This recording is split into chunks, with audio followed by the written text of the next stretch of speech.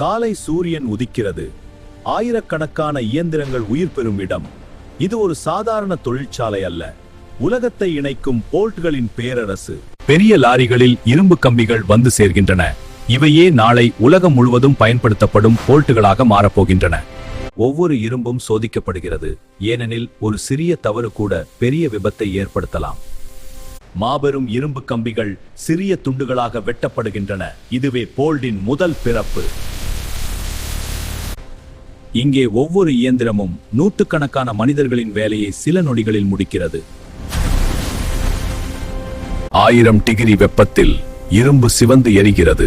அது வலிமைக்கு தயாராகிறது. அழுத்தமும் வெப்பமும் சேரும்போது ஒரு சாதாரண இரும்பு போல்டாக மாறுகிறது.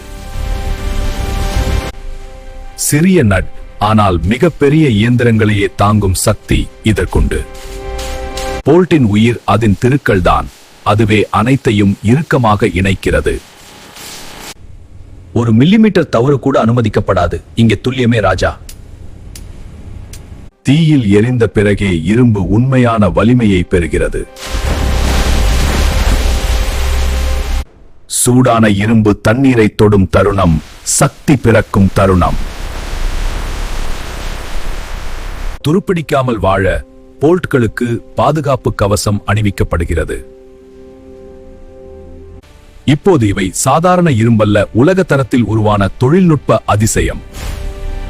ஒவ்வொரு போல்டும் சோதிக்கப்படுகிறது, ஏனெனில் பாதுகாப்பு என்பது உயிருடன் சம்பந்தப்பட்டது. இப்போது மனிதர்களுடன் சேர்ந்து கணினிகளும் தரத்தை கண்காணிக்கின்றன.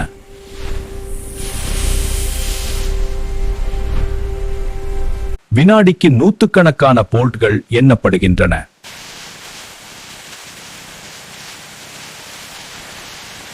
பாதுகாப்பாக பெட்டிகளில் அடைக்கப்பட்டு உலக பயணத்துக்கு தயாராகின்றன.